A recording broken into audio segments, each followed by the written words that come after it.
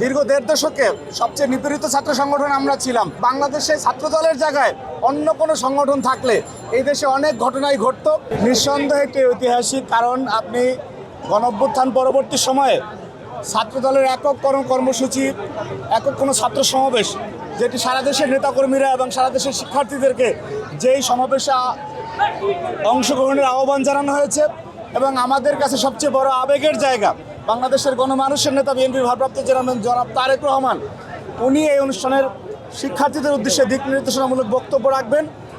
এবং এটি যে ঐতিহাসিক, সেটির আরও একটি দিক রয়েছে যে আজকে ৩রা আগস্ট, আপনি জানেন যে ঠিক আজ থেকে 1 বছর আগে খুনি হাসিনা পতন আন্দোলনের জন্য চূড়ান্ত একদফা ঘোষণা করা হয়েছিল।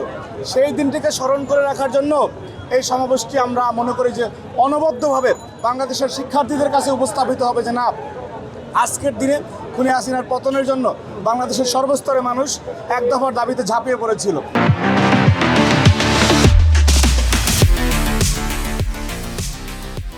পাশাপাশি এই দিনটির আরও একটি বিষয় রয়েছে যে আমরা 36 দিনব্যাপী বিএনপির পক্ষ থেকে যে জুলাইয়ের ধারাবাহিক কর্মসূচি ঘোষণা করেছিল, ছাত্র দলের একক কোনো শেষ কর্মসূচি আজকে জুলাই বর্ষপূর্তি উপলক্ষে।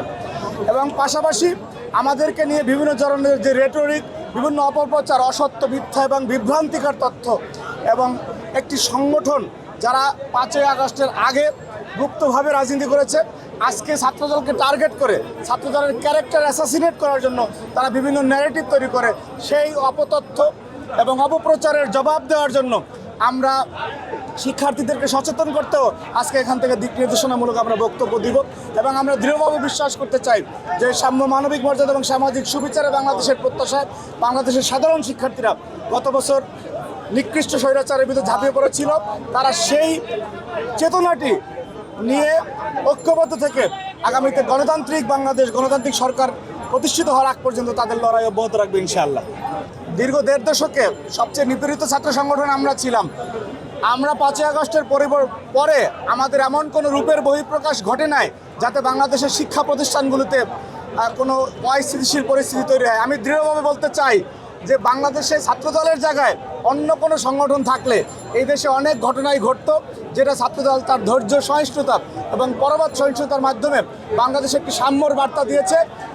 এবং ঠিক শহীদ মিনারে আমরা যে কর্মসূচিটি শহীদ মিনার থেকে একটি উদারতার পরিচয় দিয়ে সরিয়ে নিয়েছি, সেটাও একটি অনন্য দৃষ্টান্ত যে না, রাজনীতিতে যে ছাড় দেওয়ার মানসিকতা এবং গণতান্ত্রিক চর্চার উৎকৃষ্ট উদাহরণ সেটি হচ্ছে ছাত্রদলের এই ছাড় দেওয়ার মানসিকতা। আর ভাই যেটি বলেন বার্তার কথা, সেটি তো আমি আগেই বলে দিয়েছি যে বার্তা হচ্ছে যে সকল অসত্য এবং বিভ্রান্তিকর তথ্যের বিপক্ষে, এবং যারা আজকে ইন্টেনশনালি একটি অস্থিতিশীল পরিবেশ তৈরি করে বাংলাদেশকে নির্বাচন পেছানোর জন্য গভীরভাবে ষড়যন্ত্র করতেছে, আমরা সেই ষড়যন্ত্রটি ব্যর্থ করে দেবো ইনশাআল্লাহ। এবং গণমানুষের যে দীর্ঘ আকাঙ্ক্ষা 14, 18 এবং 24-এ বাংলাদেশের মানুষ ভোটাধিকার বঞ্চিত হয়েছে, সেই ভোটাধিকার পুনঃপ্রতিষ্ঠার জন্য আমরা আমাদের লড়াই অব্যাহত রাখবো ইনশাআল্লাহ।